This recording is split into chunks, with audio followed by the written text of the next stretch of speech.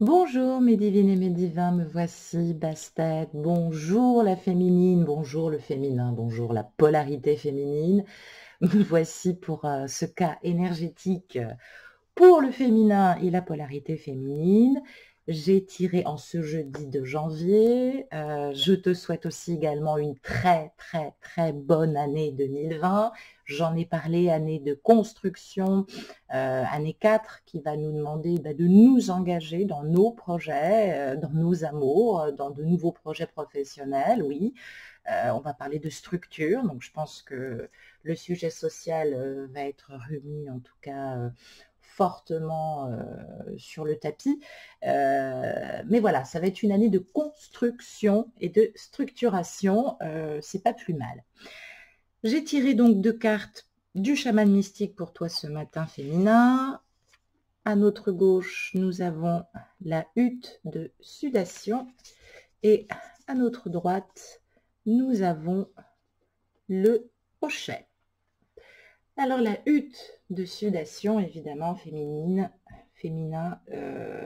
ça représente évidemment l'utérus de la terre-mère, les pierres volcaniques qui sont chauffées dans un feu à l'extérieur, puis introduites dans la tente, qui sont placées aussi dans un trou creusé au centre, où tous d'ailleurs les participants dans l'obscurité complète autour de ces pierres brûlantes vont évacuer les vieilles habitudes, les vieilles croyances et guérir de leur maladie.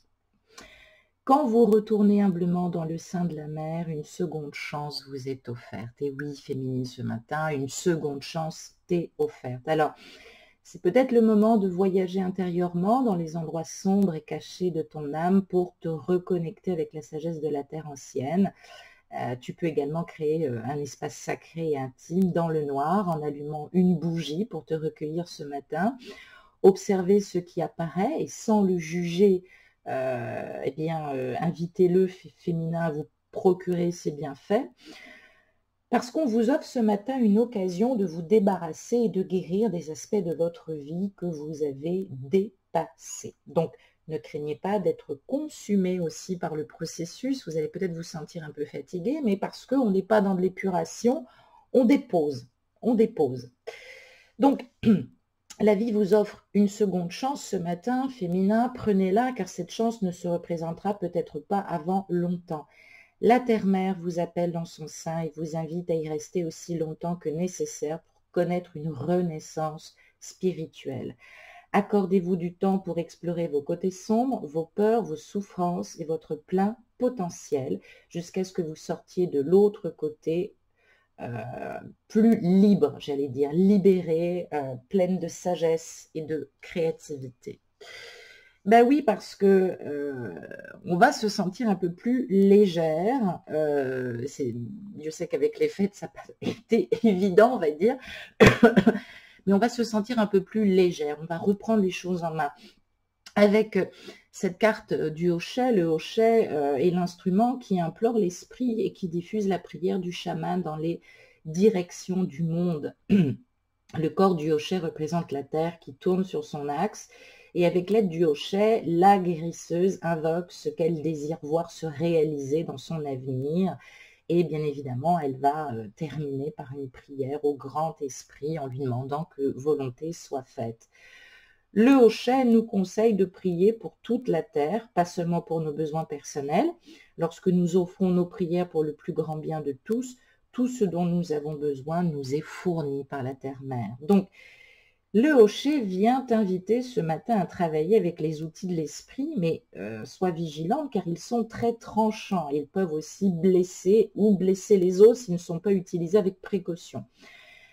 Mettre de côté ces vieux outils, prendre les instruments à dessein de l'esprit, t'engager en toute conscience dans un partenariat avec le divin, avec la source, c'est le temps des actes courageux. C'est peut-être le moment peut-être de reprendre contact avec ton masculin, de chercher à voir si tu peux le voir, peut-être discuter avec lui. Ne laisse pas tes hésitations faire obstacle, exprime-toi. Alors, c'est vrai que vous voulez peut-être attirer l'attention de votre polarité masculine ou attirer l'attention de Dieu en murmurant et non en criant. C'est ce qu'on vous recommande ce matin. Cherchez la communication calmement. Ce que vous essayez de concevoir selon vos propres désirs et attentes est déjà devant vous. Il est là, il est palpable. Ne faites pas tourner le monde à votre seul avantage. On vous remet les outils du Créateur qui doivent être utilisés pour servir un dessein divin. Bah oui, en fait, hein, on a devant nous tous les outils, tous les ingrédients pour remettre un peu plus de sagesse, de calme. Alors, tu jugeras, c'est une guidance générale, hein, si vous vous êtes quitté mal et que tu n'es pas encore prête, mais voilà, peut-être souhaiter une bonne année, mettre un petit mot un peu plus ouvert, un peu plus spirituel, qui parlerait de vous, sans dénoncer un couple ou un engagement quelconque, mais essayer de remettre un petit peu plus de calme. J'ai tiré 4 cartes de l'Améo Deck, 2 cartes qui vont nous parler tout d'abord de la source des peurs qui limitent tes actions féminines, féminin, et tes influences extérieures, bien sûr, inconscientes ou conscientes. J'ai tiré la carte de la Maison 9 et j'ai tiré la carte de Chiron. Alors, la Maison 9 va nous parler de philosophie, de hautes études, de voyages, d'exploration, de spiritualité, ça tombe bien. Chiron étant la guérisseuse blessée, donc on termine son épuration, on termine aussi ses douleurs. Une blessure peut devenir un outil de guérison, je crois que je vous en ai parlé la dernière fois. Et bien évidemment, avec cet aspect ultime et cette position de Chiron avec la Maison 9, eh bien, ça va nous parler de dévotion profonde, ardente aussi pour la vie, comme dans l'expression du divin d'ailleurs. Entre parenthèses, pour ceux qui connaissent, hein, Leonard Cohen, qui est un magnifique pianiste, a une Chiron conjointe en Maison 9 et l'une en Poisson. Ça montre sa grande spiritualité dans toutes ses œuvres. Donc voilà, c'est pour dire que la Maison 9 et Chiron vont nous parler de la mission, de la vocation, de l'appel, de la mission d'âme, de l'absolu. Alors, on peut être appelé pour une cause noble, on peut ce matin se sentir appelé pour des attentions nobles, pardon, être cette maîtresse authentique et sage, et non pas cette féminine, des fois, qui se sent lancée dans une mission comme un gourou avec des pensées, excusez-moi, des fois complètement tordues. Alors, évidemment qu'il y a une partie angélique chez toi qui se transforme et par moments qui peut devenir un véritable monstre, il faut quand même le dire. Tu peux être cruelle, féminine, j'ai pas peur de le dire. C'est vrai que la Maison 9 et Chiron mal inspectées, c'était le cas d'ailleurs pour Hitler, Ben Laden, Al Capone, ont fait de ces personnes qui avaient une grande sensibilité des êtres cruels. Donc, c'est vrai que les rôles s'inversent, évidemment, Maison 9, Chiron, Chiron, Maison 9, parce que on a également, avec ce Chiron en Maison 9, le risque de devenir l'esclave de ses propres croyances. Alors, on se sent porté par une mission, par des idées, par des causes, et puis du coup, on peut devenir, j'allais dire, pardon, on peut devenir, ouais, très tyrannique, sous prétexte qu'on est missionnaire. Donc, on peut avoir l'impression de détenir la vérité absolue et qu'il faille à tout prix l'imposer parce qu'on est soi-même suffisamment frustré et complexé et qu'on n'arrive pas à sortir justement l'expression de ces complexes. Donc, ce matin, la force directrice de vie, évidemment, ça va être ta nature spirituelle féminine, même si ça n'apparaît pas tous les jours dans ton quotidien ou chez ton autre, qui n'est pas censé être là uniquement pour être ton oxygène, hein. Tu dois te donner ce poumon d'air pour vivre. Donc, on va nous parler aussi d'héritage spirituel par la famille, qui peut-être peut répondre à des besoins immédiats, qui peuvent peut-être nous aider à aller de l'avant, à nous reconstruire. Alors, on parle d'une force, on parle d'une quête aussi, hein, que peut mener cette féminine à voyager comme ça, au bout d'elle-même. Alors, il y a peut-être une nécessité ce matin à répondre à des questions. Qui es-tu, masculin? Quel est le sens de ton existence? Où vas-tu? C'est peut-être mieux que de l'agresser ou de lui dire des choses comme ça qui n'ont ni queue ni tête. Et Chiron en Maison 9, évidemment, se nourrit de pèlerinages, de lieux sacrés, de culture étrangère. Donc, on peut être cette féminine qui peut avoir l'impression d'être née ailleurs. On n'a pas besoin d'avoir des origines très loin, mais on peut se sentir d'ailleurs. Moi, ça a toujours été mon cas d'ailleurs personnellement. Donc, on nous parle de voyage avec un espoir aussi de trouver le lieu, la terre qui nous nourrira véritablement ou qui nourrira notre être. La terre, évidemment, ça peut être notre masculin. Alors, c'est vrai que ça peut être cependant plus douloureux, surtout quand on a un manque de direction, qu'on ne sait pas vraiment où aller, que tout pointe dans toutes les directions, sans but concret, sans réalisme, qu'on peut donner l'impression d'être un peu faux-folle parce qu'on est trop enthousiaste, parce qu'on est rempli d'idées grandioses. Et c'est vrai que du coup, l'entourage peut nous juger réalistes, utopiques. Alors, la vraie souffrance avec Chiron, ça va être évidemment de renoncer à ses visions, à ses idéaux, à tout espoir de vouloir mener les choses comme on l'entend. Alors, c'est pas pour ça qu'il faut que tu plonges dans un profond désespoir, ma petite chérie. Et il faut surtout pas que tu ne trouves plus de sens à rien. Nous sommes évidemment des êtres en quête de sens qui devons nous accommoder de l'inconvénient aussi.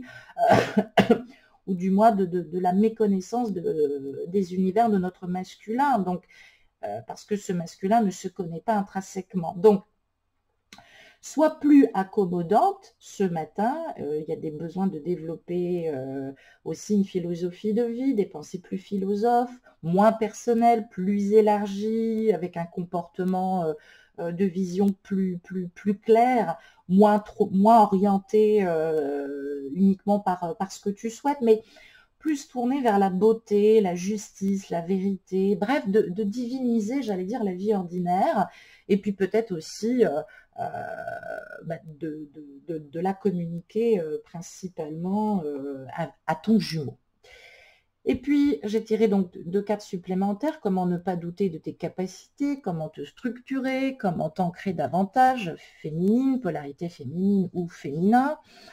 J'ai tiré la carte du Verseau, ça va être plus difficile avec le Verseau, qui est belliqueux, et j'ai tiré l'élément eau. Alors, le Verseau va nous parler évidemment de changer, de révolutionner, de se libérer, de s'investir dans des projets collectif, humaniste. L'élément eau, évidemment, va nous parler de l'anima, de la féminine, de l'intuition, de l'émotion, de l'inconscient, de la réflexion et de la purification de l'âme, évidemment. Alors, c'est vrai qu'on peut être une féminine très douée, créativement parlant, pétillante, dotée d'une grande sensibilité. Alors, la créativité, elle ne se résume pas qu'au fait d'être peintre ou écrivain ou photographe, peu importe, on peut être créatif dans sa manière de vivre. Et c'est vrai que tu peux arborer par moments, si je puis dire, c'est le premier mot qui m'est venu, pardon, ce matin, avec une apparence froide, alors qu'en fait, tu caches une réalité tu es une personne, une féminine douce, chaleureuse. Alors, c'est important que tu te dévoiles et que tu montres réellement qui tu es. Alors, je sais que tu as besoin de te sentir en confiance pour le faire. Je sais que tu as peur de la solitude. Je sais que tu aimes être entouré par tes amis, ta famille, que tu redoutes l'isolement.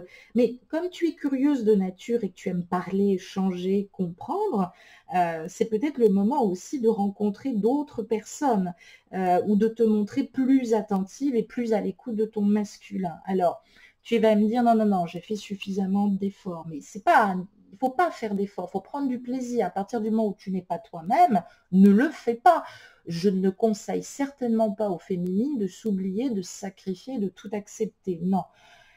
Il faut compter sur sa loyauté profonde. Il ne faut pas faire de l'ingérence chez notre jumeau ou notre jumelle si on est en dominant du féminin, mais il faut aimer sans cesse découvrir de nouveaux horizons. Il faut se dire que tous les jours, notre masculin est quelqu'un de nouveau. Et évidemment, en amour, on va parler aussi d'un grand besoin de se sentir aimé. On recherche la stabilité, on aspire à fonder une famille, on est capable d'attendre patiemment l'âme sœur ou sa flamme jumelle avec qui partager sa vie.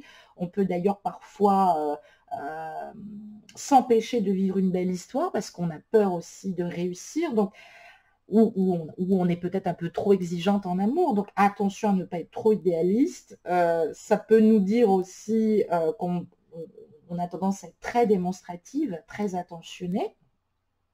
C'est l'idéal pour un amour durable, hein, parce que ça repose aussi sur ces échanges émotionnels. Mais c'est important de construire sa relation sur l'effet de surprise, de mettre tout en œuvre pour sortir de la routine, comme nous l'indique cet archétype du Verseau, pour séduire son partenaire jour après jour. C'est important de le surprendre avec humour, de se montrer ouverte, attentive, à l'écoute, mais d'être surtout une grande romantique. C'est important, les hommes, des fois...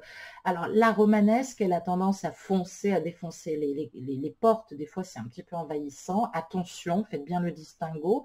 Et puis, la romantique, eh ben, c'est être poète à ses heures, comme j'aime à dire. C'est être poète à ses heures. Et puis, c'est être en eau, exprimer son émotionnel, parce que ça peut révolutionner et apporter un vrai changement avec ce Verseau qui est un idéaliste, il faut quand même le dire.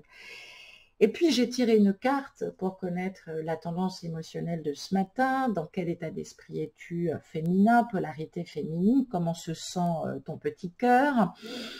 Et j'ai tiré, d'accord, la carte de la séparation. Alors, la carte de la séparation, de manière globale, elle va nous parler... Alors, c'est une carte de vibration 9. Alors, évidemment, ça marque surtout, et c'est ça qu'il va d'abord falloir retenir, hein, féminine ou féminin, un achèvement. Ça marque un achèvement ce matin, un aboutissement qui conduit bien sûr à une renaissance. On voit ce chiffre 1 et ce chiffre 8, donc la vie a tranché, le divin a tranché, la loi d'attraction amène ce que tu souhaitais, peut-être qu'il y a une rupture dans quelque chose. On arrive à la fin d'un cycle. Alors, l'ambiance évidemment écarlate qu'on voit ici sur cette carte exprime des tensions qui sont poussées à l'extrême, qui ont conduit peut-être à la rupture du lien aussi, ou du moins à une pause temporaire. Alors, on nous parle aussi évidemment de doutes inévitables, on parle de fils ou de liens qui sont fragiles, on parle de souffrances, de situations qu'on ne peut plus considérer, mais une situation qui n'est peut-être pas un échec. C'est-à-dire qu'on nous parle de la fin d'une expérience. Donc, si c'est la fin d'une expérience ou si c'est la fin d'une connexion, eh bien, on passe évidemment par un renouveau possible. Ça peut nous parler évidemment avec ce 1 de pouvoir mettre en place une rencontre, c'est peut-être ce qu'on souhaite, mettre en place un comportement, il y a peut-être eu quelque chose d'inattendu qui va peut-être susciter un rapprochement, on souhaite peut-être justement avec ce 1 qui incite l'action, redécouvrir, se débarrasser de doutes et de réserves pour pouvoir maintenant ramener la joie, une joie légitime. Alors, moi, je préfère le voir de manière globale, c'est-à-dire que le présage, on l'a pas totalement, on ne sait pas totalement ce que nous réservent les choses. En tout cas, c'est puissant, puisque c'est l'expression aussi de l'amour. Avec ce 8, on est relié au pouvoir de construction, à la confiance, à la solidité. On veut inspirer le respect, on impose le respect à son autre. La puissance de l'amour fait qu'évidemment, nous souhaitons faire ce voyage à deux dans ce parcours initiatique, mais on a besoin maintenant que l'idée de l'amour soit renforcée et indestructible. Je sens que tu n'es pas super bien. Allez, je vais tirer une deuxième carte de l'oracle de l'amour ce matin pour voir exactement ce que ça nous dit derrière. Je bats les cartes. Oh, il y a une carte qui est tombée, je la ramasse. La bonté. Donc, c'est pas du tout négatif, bien au contraire. Évidemment, il est probable, comment pourrais-je dire?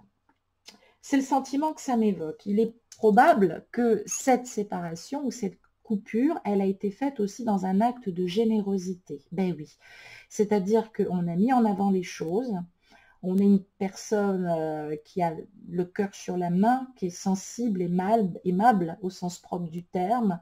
Il faut donc considérer les choses avec respect. On a envie et on a besoin de respect, on a besoin que nos sentiments amoureux soient respectés dans la relation. Ce chiffre 13 nous donne le chiffre 4, synonyme de courage, de patience, de loyauté. Donc, on nous dit que évidemment, il faut rester confiant. Alors, ça peut nous parler aussi de toi, féminine, peut-être qui te débarrasse d'un divorce qui n'a fait que trop traîner ou qui est en pleine séparation, parce qu'avec cette carte de vibration de la bonté, évidemment, on va nous parler principalement de retrouver une amélioration dans sa vie amoureuse. Donc, c'est dans un souci d'expression et d'échange qu'on a pu évidemment mettre à mal peut-être ce lien pour qu'il y ait, une réelle réaction. Voilà. Donc, ça bouge, le lien, alors c'est une guidance générale, le lien est en train de se transformer, on passe ou on souhaite passer à quelque chose d'autre, on a besoin qu'un nouveau cycle s'enclenche. Attention, ne soit pas trop volontaire, mais il semblerait effectivement qu'il y a quelque chose de complètement différent qui se prépare pour toi dans la matière. Je t'embrasse, féminine, je t'embrasse très très fort. Passe une bonne journée. Au revoir.